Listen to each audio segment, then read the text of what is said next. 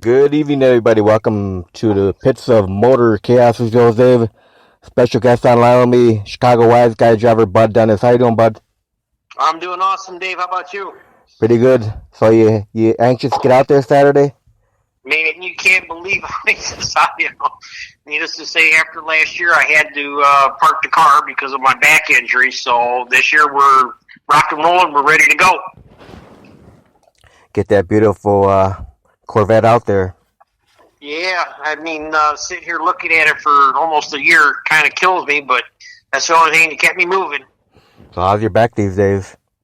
Well, it's doing real good. You know, I have a neurosurgeon do the work on me this time around, and I feel probably about 90% back to 100. So I think we're doing good as long as I keep doing my exercises. Doc says I can go play. So now what time does the show start Saturday, like 5 p.m.? I was waiting for Pete to give me a call, but we might set it off a little earlier. They're talking about some rain possibly coming in, so we might be able to start at 4. Not quite sure, but everybody, I will be posting later on tonight the times that we'll be getting in there, and I'll also send it to you as well, Dave, so you can spread it too. Yeah, and I'm sure the Chicago Wise Guys Facebook page, I'm sure to be posting who's going to be running probably by like Friday. They'll probably post up. Haley will probably put it up. Yes. And right now we're probably not going to have a full program. There was a lot of the guys that earlier in the year were told because of the virus that we weren't going to run this weekend, and then after the state of Wisconsin opened up, we're going to come out and put on a show the best we can and have some fun. Yeah, it's nice that all you guys are going to come out and support Randy and, help him out. Yeah, I mean, they put it on for us, so we'll try to do the same for them. Yeah, I know they reduced the price. Usually it's like $35 for the Memorial Weekend, but they're doing $25. Yep. So that'll hopefully bring in some more people, and I've been putting it out on Facebook there for a couple of days now, so I hope everybody that's been on my website or my followers, if they can get there, they probably will, because kind of like to catch up from last year as well, Now, would this be a non-points race? This will be a non-points race, and the reason we had a meeting last Saturday at Pete's, being that, like I said, a lot of the guys were told that we're not going to race this weekend, and it wouldn't be fair to the guys that maybe could have got their car together and showed up for the race that didn't. There's other groups of people that, had made other plans with their families, so we decided we're going to go out and put on a show for Randy and Marcel, and excuse me, and have a good day, do a little testing, and maybe be a couple of those guys put on a little bit of grudge match out there, Yeah, there you go. I think the Pro E85 guys are going to do some grudge matches too. Yeah, so I mean, there's going to be some cars. Hopefully, a good day. It's supposed to be fairly sunny. Like I said, I did hear possible rain, and all I can say is I'm going to do a rain dance tomorrow and say stay away, so we can get in a full day Saturday and maybe a little bit into the evening on Saturday as well. Yeah, I know they got a couple of jet cars going to run and one wheel stander. I mean, Richard Hutchins is coming in. Uh-huh. Then you got Danny Sullivan, which his jet's always at the track anyway, his 2 jet cars. Yeah. And then Brian Mitchell's going to run his jet funny car. Yeah, so, I mean, we will put on a pretty good show. And hopefully, the people aren't scared about coming out. But, I am going to bring some extra masks with me if people come and decide that they would feel better wearing one. They can come by and, get a couple for their kids and themselves as well. So I will have, I think at the present time, I got about 50 masks here that I'm going to bring to the track with us. And if anybody decides they need some, feel free to stop by and pick them up. Yeah, as long as the rain holds off, should be a good time. Yeah. I mean, I'm going to go out there and I'm going to beat my girl up a little bit this year because I got to make up for last year, Because you got the Wise guys, you got the Pro E85 guys, you got the Classic American Muscle Association, and you got the Gassers and the 1320 Legends. And I think that's all the groups. I might be missing. I haven't heard everybody, but I think you got it covered, Dave, with what's coming out. I think it'll be a good day for everybody and give us all a chance to get out and breathe some fresh air with some fuel in the air. Maybe we'll kill the virus while we're there. I think I missed Dan Manis's group. I think Dan Manis is bringing the pro stocks out there, I believe. Oh, okay, cool. Yeah. So that'd be good. I'm sure we'll put on a good show for everybody. And, I'm just kind of looking forward to getting back in the car right now. That's for sure. I was in the car a couple of days ago and doing some, changed a few things in the car this year. So I made it a little bit more creature comfort, and I hope that it's for the best. And I'm looking forward to finding out. Yeah, I know Neesmith did a fire up video today. Uh-huh. Yep. Yeah, he's been playing. He's getting itchy too, and he's got some new tires on his car, and we got to go out and try to turn the world around a little bit. Now I had a question from Video George. He was asking me how many blower cars are running. Do you have any idea besides you and Neesmith? I have no idea right now, and I know there's a couple guys, like I said, that aren't going to be there that usually would be, that have blowers. I think Jay Neesmith is going to be there. He was looking for fuel the other day, and I don't know if he got some. I told him he could have some of mine if it need be to help him out through the weekend. Myself, and let me see. I'm thinking Berkshire. I don't know. Brookshire. I don't know if he's going to make it. And then there's oh darn it, Orsolini. Name now. Tommy Dreyer. He won't make it. Orsolini, he might be there. So I don't know if that's he hadn't answered the question the other day, so I'm not going to say he will be or won't, but hopefully he will be there, and we'll get a chance to get some heat in the tires and get down that track. Everybody's looking forward to it, and unfortunately the weather gods haven't played in our favor this year, so we'll see what happens. Well, you gotta love the blower cars ripping off heads on, doing burnouts and all that stuff. Oh, I'm digging it, man. I think, I like racing, but doing a burnout is the most fun that I have in a day, Yeah, besides, I enjoy having the families come by, putting the kids in the car. They're the future. Yep. So if we can get them out there, more power to them, Yeah. But those blower cars, they're like the loudest out of all the wise guys. They rip heads off doing the burnouts. Yeah, we're kind of the noisy ones in the bunch. There's no doubt about it. But you got to admit, there ain't nothing like a blower car. You don't have any funny cars this year. I believe there's no funny cars going to be there. So you guys will be the alcohol cars. Like I said, Dave, I don't know who the programs all got coming in. And, unfortunately with them saying that we're locked down, kind of put a lot of guys in a holding pattern. They're like, we're not going to go out until June. So, I don't blame them if they can't make it. I just hope that when June gets here, our next outing up at the Grove, we'll have a full house and we can really put on a great show then. Yeah, hopefully by July 3rd for the Night of Fire, everything will be all open and good to go. Yeah, we'll see what's up. We just got to play one day at a time right now until, everybody gets their cars back together and ready to roll. A couple guys, they said, they just weren't all too worried about it. And then there's a couple guys out there got some problems with their tow vehicles right now as well. So you guys got to step up. I just, I've been waiting since last year to get back in it.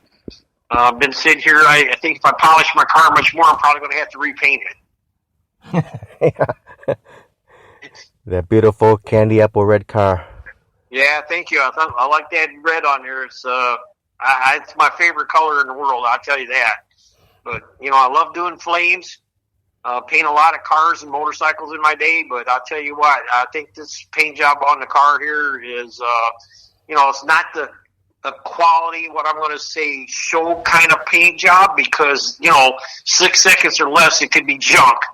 So I put on a nice paint job. It looks great in the sun. And that's what it's about, I could have spent a whole lot more time on the car, but unfortunately, like in our first couple of years out, I hit the wall, so it kind of says you don't want to spend $200 trying to paint a car and 5 seconds later it's destroyed. I mean, that's kind of the way I look at it, and I'm just being realistic about it. It's a lot of effort to get a car looked at nice, and man, it's just heartbreaking when you do something, whether it's your fault or the car. So, I made it look nice. I'm happy with the paint job. My sponsors are. I got a couple new sponsors coming on this year. So we're looking forward to bringing them out. I think a couple of guys might even be out there this weekend. Just got a couple calls earlier today and said, "Are you running or not?" And I said, "At the present time, we're loaded up. We're ready to go." So hopefully they'll get out there and sign that checkbook for me, man. I'm getting antsy. I need some more money. Yeah. Oh yeah, and prayers go out to Tommy Gray that he has a speedy recovery. Yeah. Yeah, he's doing okay. I just got a post on him a little bit ago. And he's all right. He said surgery went well. So hopefully, we don't have too many more problems like that this year for anybody. Yeah. It's never good when you gotta, go to the hospital or send your car to the hospital either. Yeah, I agree with you on that one, bud. It gets expensive. These things. Some of them are, really major big dollar cars. Even to replace my car cost me over $200,000, and that's just a rough number to take. But unfortunately, I got the backup. I got people to help me out. And Larry Jeffers, he built the car for us, and I bought it from Frankie Taylor. So, we got, I got a couple guys that can help you out if we need be. Jeffers number one on my list, Tim McCanus. And then I got chassis service up there in Beach Park, Illinois. So those guys can help me out a little bit as long as we don't do no major damage. Let's keep it that way. Right. Knock on wood. Yeah, boy, I'm telling you, it's a rough thing to think about. A lot of people don't understand when we go out there, we're putting our life on the line, our money as well. But the last thing we want to do is destroy a car and not be able to make a show the next week or 2 weeks down the road, because they just don't get fixed in 2 weeks. Right. Yeah, it's just it's a hard thing to take, but as long as you walk away, the car can be fixed. Yep. Hopefully you don't have to buy a whole new one. The car can be replaced, but the driver cannot be replaced. No, that's the thing, and we all picked our poison. That's the way I look at it. My wife has been with me for 46 years, and she was surprised I got back in a car. I've enjoyed them all my life. But I said, yeah, this is my last hurrah. I said, so, I'm going to go out there and, do it my way. And she's behind me 100%. You'll be a wise guy till you retire. Yeah. And hopefully that's a few more years down the line, Because after 2018, I shouldn't say lucky, but, my team, we placed 8th in the points. So that was a great thing for us. I said, we placed 10 up. We're good. Felt real good about that. Unfortunately, last year, having to park the car, hurt. But we're ready to come out this year swinging. Yeah, that car is starting to get dialed in now. Yeah, I'm telling you what, when it's running good, you feel good, And I stepped out of that car in 2018. I was on cloud 9. Same thing with Gene Neesmith. He's getting that car dialed in good now. Yeah, he's having a good, charge at it. If he can keep that motor together in that thing, he's going to be, somebody to contend with. And need to say Chuck Wick with his new car, that's an awesome car. There's a couple guys stepped up late and put some more money in the bank, and we're going to have a good year this year. We will have 8 events coming up that will be points race events for us. So shorter year this year a little bit, but, we're ready to put it on. Yep. So now, Bud, how did you get into drag racing? Well, I actually stepped into my first drag car back in 1970 when I was a kid, and I do mean a kid. I had the pleasure, my dad and myself, we worked on cars together, and he had an original 1958 Corvette. and we kind of raced that and, the stock class kind of thing. As it was, I worked at an automobile speed shop down here in Waukegan, Illinois, and I worked there to get parts for my car. So, I was bringing car parts home and putting them in the corner kind of quietly and started putting it together. In 1971, I brought the car out. It was, the 58 Corvette, and we put a straight axle underneath it, put it on a diet. I ran it in a C-gas class. Back in the day, we were happy. We were running like 130 miles an hour, and it was a fun thing. I got married in 1974. Kind of slowed me down a little bit, but I started running an alcohol funny car with another guy. I was a driver. The car was called the Mini Shaker out of Waukegan. Drove that for 3 years and stepped out of that for a while and had my daughter. Then I kind of got back involved with another gentleman who had an alcohol funny car that we toured with and called a Risky Asset. Done that for quite a few years, and I was also a major sponsor with the Chi-Town Hustler out of Chicago, Illinois. And I traveled with Austin Coyle and Pat Minnick and all those guys for a while, and had the pleasure of running a little bit of nitro stuff in my life. And then I kind of stepped away again for a little bit. Life needs things, and you have to do it sometimes. But then I got back involved with Tony Zizzo out of Lincolnshire with his alcohol cars, and then when he bought his first nitro digger, I helped him here and there with that car and sponsored him. And, it'd be 6 years ago. Yeah, 6 years ago now when I bought I don't know if you recall the car, but I bought a 62 Chevrolet Bel Air Bubble Top. And we named it the Dennis the Menace as well. And I had a great time with the car, but it wasn't quite fast enough. Once you go fast, you never want to go slower. Right. So over the winter time, I was kind of going through the, racingjunk.com site, and I found a 58 Corvette Pro Mod. Used to be Frankie Taylor's car. So I got my undies in a bunch, got out the checkbook, cashed it in, and said, let's go get a car. I bought it in December, and I had it at the track in July of the following year, and we started the career in the Pro Mod deal here. And it's all Pete Demos' fault. He came over to me and he said, hey, bud, you want to run with us guys? And I said, well, I guess I'm up. Let's go. And, I couldn't qualify with them with the 62. So that's when I decided to, get into this other thing. And Tony Zizzo helped me out with my motor project and got everything kind of dialed in. And then Rick Satchel helped me a little bit. Tommy Dreyer here and there, give me some information because these Pro Mods don't come with a destruction book, Yeah. So with that, I got me a crew together. We've had a couple new guys come on this last year.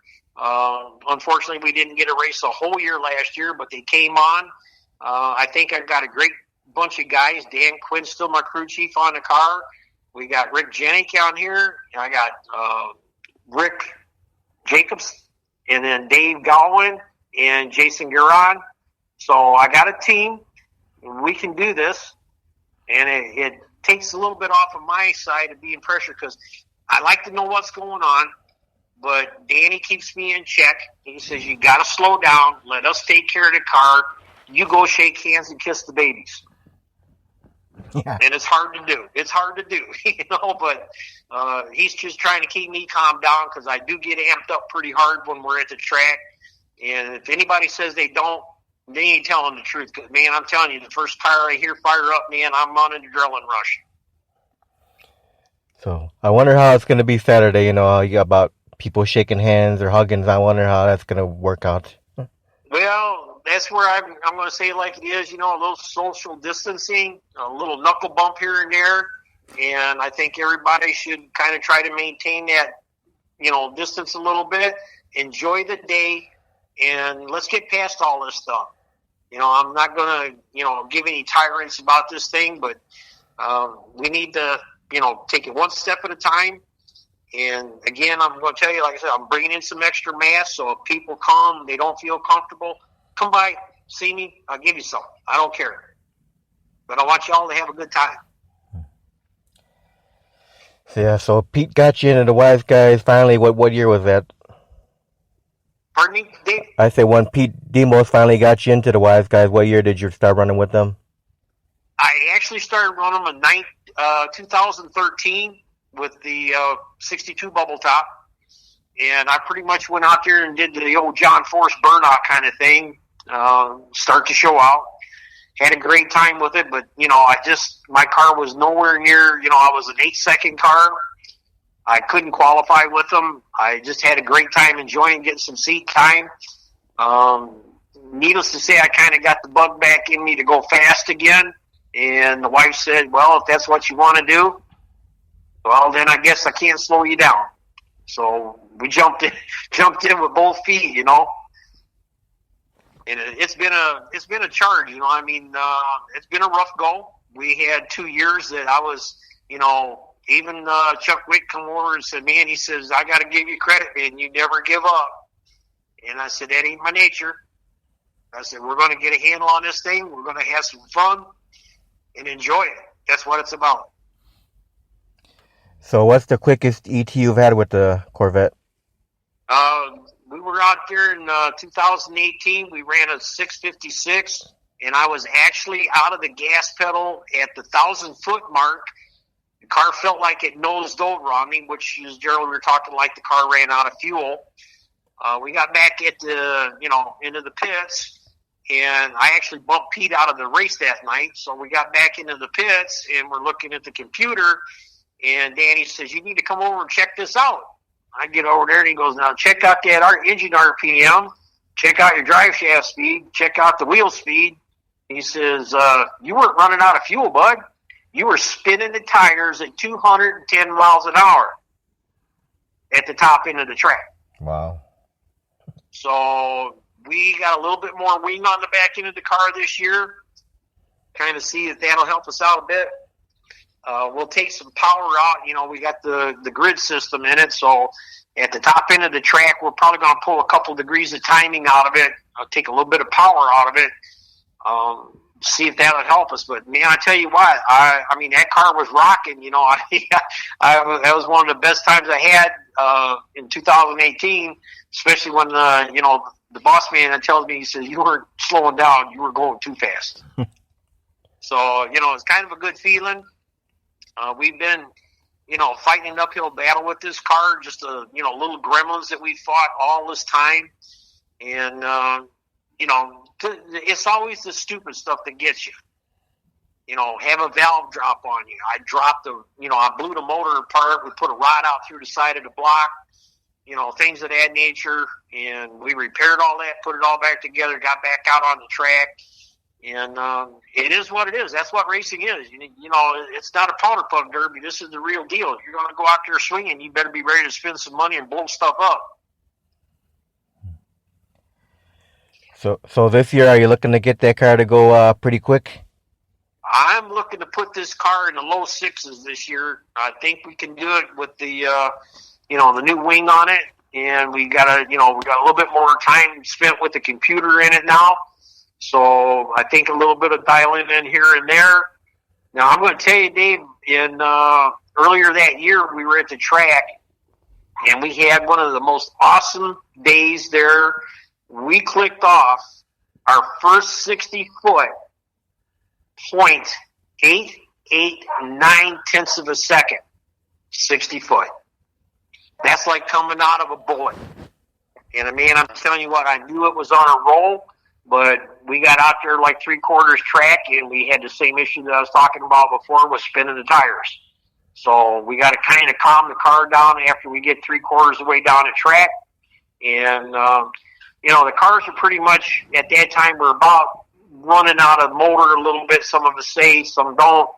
But if you take a little bit of power out of the car can get a hold of the track, kind of like a traction control device, if you want to call it that. And we'll be able to do it. I know this car, there's been, I've had people talk to me, and I got some, people that think this car could actually be in the fives. So have to change the gear, bend the motor a little bit harder, but we could possibly see a 5-second pass out of this car. Wow. We've been just being careful, and learning the car. We had in the first year that we were out 2 years, we didn't know we had two tires that were different sized. They were written up as 34.5 inch, so on and so on. But when the heat was in the tire actually was telling us that we had a 107-inch rollout. That's the diameter of the tire. And the other tire was 108.25 inches rollout. So when you're not steering the car when the front wheels are off the ground, the back end of the car is trying to turn you. So that was, a learning curve that we had to get into. It was just thankfully Tim McCanus. I talked with him quite a bit. And I was telling Tim, I'm having so much trouble. And we talked, put the grid in it. We got that in there. We still had issues.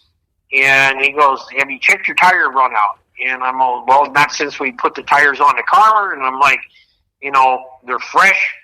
And he goes, well, you need to get out there, do a real nice, healthy burnout, jack that car up as fast as you can, and measure them tires. And that's when we found out we had a tire that was 1.25 inches taller than the other tire. So that was where some of my handling problems were coming from. Just get up on that, wheelie bar enough that I couldn't steer the car. Right. And, the car's wanting to go its own direction. So we, put the tires, left one on the right side, right one on the left side, and now the car's going to the left. And then the car go to the right. So once we found out that little problem, we adjusted. McCanus wanted me to go over to a liner tire. That's an inner tube inside a slick. I've always been a fan of the Hoosier tires, especially with the Pro Mod cars, Pro Stock type cars in the early days.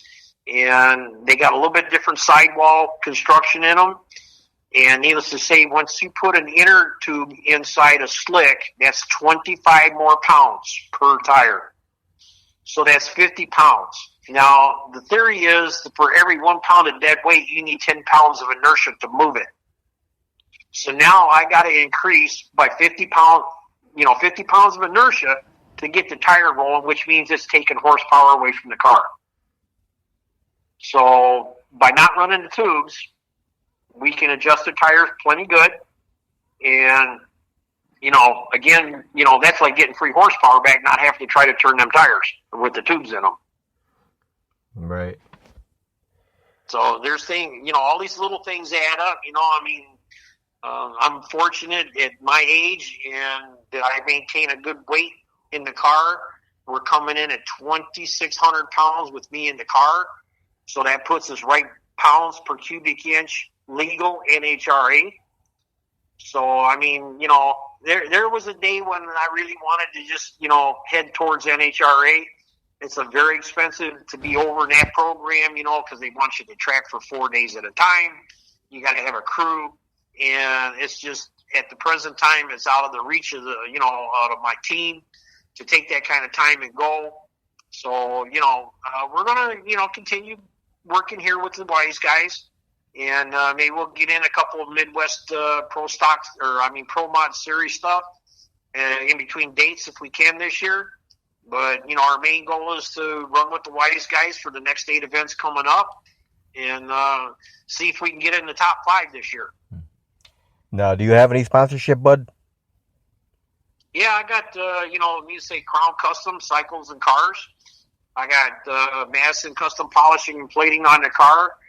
We also have All Temp Heating and Air Conditioning out of Chicago, Illinois. I'm working on a couple more sponsors, and I'm not going to say anything yet until they sign a check. So, I don't want to jinx myself either. That's the way it kind of can get sometimes. But I do have Barry Tire out of Libertyville. He sponsors me with my slicks and other tires that I need for the cars, stuff of that nature. And, between the guys, and I got some supporting sponsors out there, that, from all different directions of racing industry. So it's kind of, it helps a lot. Even the supporting sponsors are major for us. Just that extra, $300-400 doing this for me or doing that is a big plus. Kind of the unfortunate part about me right now is that 2 years ago I did retire. So after 40 years of being in business by for myself and things like that, the money kind of got a little bit tighter. So, Uncle Sam don't give me back all the money I gave him. So I got to work a little bit. We're going to enjoy it. The sponsor thing, we kind of held off this year because of what was going on with sponsors. And I don't blame them for saying, hey, you can't put on a full program for us. We don't get the exposure, And I said, well, let's get past this next month. Once we get past that, I said, we can change our contract on how many events we do. They give me contingencies on where I place in points, as well as if I'm qualifier in the top, for running with the Wise Guys, the top 4 qualifiers race. So if I can get into the top 4, which I don't think is going to be a problem, that helps out with sponsors. They like to see that. They like to know that you're out there working for them as well. We do some promotional stuff. I do some stuff with the McDonald's house down here in Illinois. We go out some of the places. We do displays with the car, bring the kids out. So, I mean, even when we're not racing, we're still trying to, bring a smile to the kids. That's beautiful. Now, after all these years of drag racing, Bud, what still keeps you passionate about it? I guess it's just a desire. For me, it's a challenge to do what we do. I think that's the biggest thing. Now, do you have any drag racers that were influential to you when you started out drag racing? Well, like I said, I hung around with quite a few guys. I was at Union Grove back when I was 14, 15 years old with my dad. So, I've seen them all. I've seen Gartlets and Muldowney's, Jeb Allen, all these guys. I look up to a lot of these guys because they were our pioneers. Yep. I remember when Garlitz was over there at the hotel off of Highway 50, and he was thrashing on his car at about 2 o'clock in the morning when they got it back together. He started it up out in the parking lot. It's things like that, that, old age coming in here a little bit, but, I laugh about it. I've done the same stuff, there's plenty of guys. Now we're a little bit more equipped. When Garlitz used to show up, there was like 2 or 3 guys with him. Today, if you're running NHRA, you got to have 10 or 12 team members on the car. But they're asking you to turn the car around, in 45 minutes, tear down, back together, start the car, tune the car, and pull it to the line. So they're under a bit of stress trying to do it with just a couple guys that had never happened. Now, do you have a fondest memory of being in the Chicago Wise Guys? I think really it just was when the guys asked me to be there. Now, how about Broadway, Bob? You have a fondest memory of Broadway? Oh, yeah, sitting on a jet car. With the beer. Yeah, and he'd walk up to you in the pits, stop and talk to you, ask if there's anything he can do for you. He's an awesome guy. And the goofy sunglasses. Yeah, he was a character. Oh, no yeah. doubt about it. He's a one of a kind. There'll never be another one. No, he was a true promoter of the racing business. I can remember days when I don't know how long you've been around here, Dave, but when I started going there with my dad and my mom and all, there was so many cars parked there at the track that we would actually be parked out on Highway KR going east and west. And it took you like an hour to get out of the parking lot sometimes after the race day. So, those days are kind of gone, budget, money, families, it's, some of the racing industries have what I'm considering put some of their own butts in a ringer with their expensive, entry fees, as well as being, it's going to be expensive. You go down, like Daytona for the Speedway, it used to be a two-week deal. Families would go down there, spend 2 whole weeks down there, and you're talking about spending $2,000-3,000 just hotels, food, and everything else, and then got to go, into the stands, and pay a big dollar for a ticket to sit. And they keep raising it. It's like Illinois and some of these other states. People are moving away because of the cost. Yeah. But yet, when 100,000 move out, well, I'm going to say it like it is. Pritzker decided that we need to start paying more for our license this year. License plates on my trailer went up $100 more than I paid. Now, I paid $270 a year for my plate last year. Now they're $375. Yeah, don't get me started on Pritzker. I don't even want to go political on this interview. Yeah, but I hear you. I hear you there. And that's, we're all in the same boat. We got to get these rich guys, I'm going to say it that way, out of the politics and go count your money. Get some people in there that want to try to run the state the way it should be and keep people happy and employment up. I'm an alderman in my city down here, and I've been that for 12 years now. I enjoy every minute of it. There's times when I don't, like this last weekend when we had all this rain and stuff going on. We had issues down here in our city, some flooding, which happened everywhere. But we managed to get through it as always. And, every now and then I actually get a phone call thanking me for the things that we do for the city. Yeah, the one thing I will say about Pritzker, he's just a greedy Democrat that just wants to keep making more and more money, trying to extend the stay-at-home so he can make more money. Yeah, and the crazy part is, he's part of the Hyatt family, so he's a multi-billionaire already, and that's one of our issues. I'll leave it at that we need to get the rich people out of there because they have no idea what it's like to put food in the kids' mouth, get them into college, get them out of college without them being in debt. Yeah. They just write out a check and say, here you go, I'll see you later, come back with a degree. Yeah, or we'll buy you one. People need to get back to work. Yes. And I'm hoping that, within the next month or so, things will start getting closer back to norm, which I don't think we'll really see this year. And, if nothing happens again later in the year with a second wave, I've heard about, and we just got to be ready to batten down the hatches again and, keep this social distancing thing, take care of our families, and, hopefully we don't have to go through it. I know a lot of families that are out there hurting pretty bad right now, the families that were working 2 jobs themselves, and they don't have the 2 jobs, let alone have the 3 that they did have between mom and dad, Yep. All right, and then have all these kids running around. It's devastating. I see a lot of it down here in my city. We're not one of the richest cities in Lake County, and these people around here, we had to raise some taxes a couple of years back because we were mandated to by the state of Illinois to pay into the pension, and we had to raise our taxes. Now we only raised our taxes 0.5% for the city. And people were coming in and telling us they couldn't afford $25 more a month. So, I feel bad for them.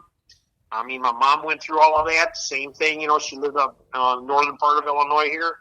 And when they got a raise on something, and she was on a fixed budget, it hurts. And, I kind of see it being retired only for 2 years. I see how it can hurt some families.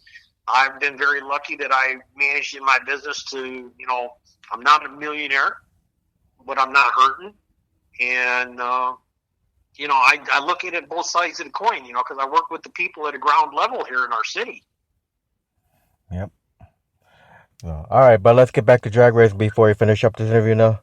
Sure. Now, when you're out on the starting line, do you have any pre-race rituals or superstitions?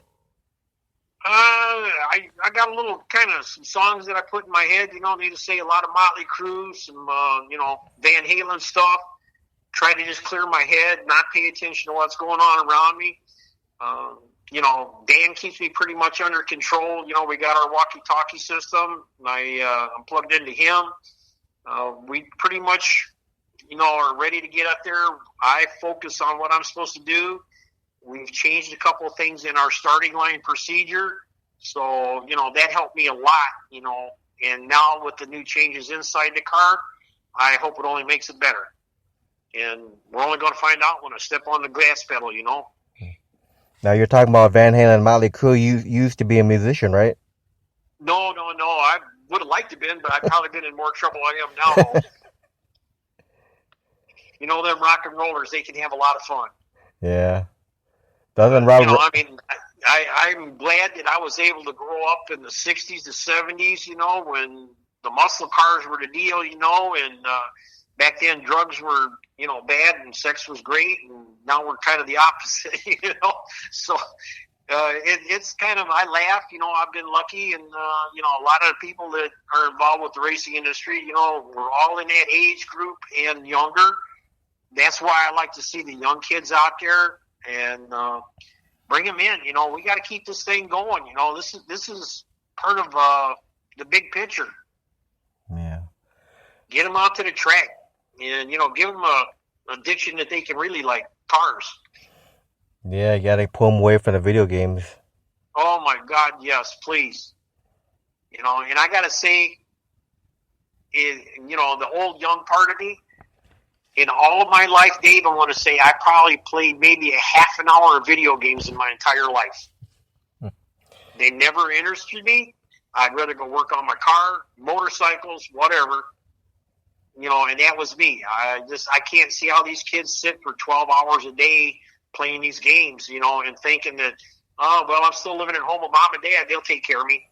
Right. Well, one day mom and dad's not going to be there. And that's when you say, suck it up, Buttercup, because the world's going to bite you. Yeah, like my sister-in-law, her 13-year-old nephew was over recently. He brought his PlayStation 4 and he's yelling at the video game, you know, yelling at the top of his lungs at the video game. Yeah, and that did a lot of good. Yeah. It's like, quiet down, man. See, the windows are open. People are going to think you're crazy. Yeah, you know, and I'm, you know, like I said, I'm kind of a novice, really, about even looking at the game like that. I got a friend of mine. His son is a developer for games, and he just, you know, he starts talking about these games, and I'm just looking at him in a daze, and he goes, "What's up?" And I said, "I'm really thinking of drag racing." And then he'll just shut up. You know, he goes, "Yeah, He said, "I can see it." But that's the truth, Dave. I mean, I'm like almost every waking minute, I can't wait to get back in the car. I'm always thinking of cars, motorcycles. What's next? What can I do to make it better? And, you know, I guess that's what I got to say is my main drive in life, you know, is getting out there and having fun and, you know, doing it my way. So what's been your funniest moment in the Chicago Wise Guys? Well, I guess I got to say it's watching a couple of my crew members, you know, and I come out there. I got a pretty good batch of guys. I got one guy that's the guy's kidding me about him. He's my chef. I don't pay my guys, but I feed them real good, you know. I mean, Pete was coming by my place, you know, and he looks at me and he goes, he's got a hamburger in one hand, beer in the other one. He walks by, and there's Bud with my chef sitting there. He's cooking lobster. He's cooking steaks. He's cooking, you know, a full spread, 5-course chef dinner. He used to be a chef out in Vegas. And Pete's standing there eating this hamburger. I said, "Well, I got extras. You want to come over?" He's like looking at me. He's like looking at the hamburger. He's like, "I'll be back." But, you know, I mean, it's about having some fun, you know, and the guys, you know, we're all, you know, look out for each other. You know, we're all looking out at each other. We all have a good day, you know, and if somebody needs something, I mean, Brookshire, Tommy, Ricky when he was alive, you know, all these guys, you know, they did whatever they could to help me. And we all do the same thing, you know. It's not about, you know, beating each other up. We're there to do what we can and do it the best. Have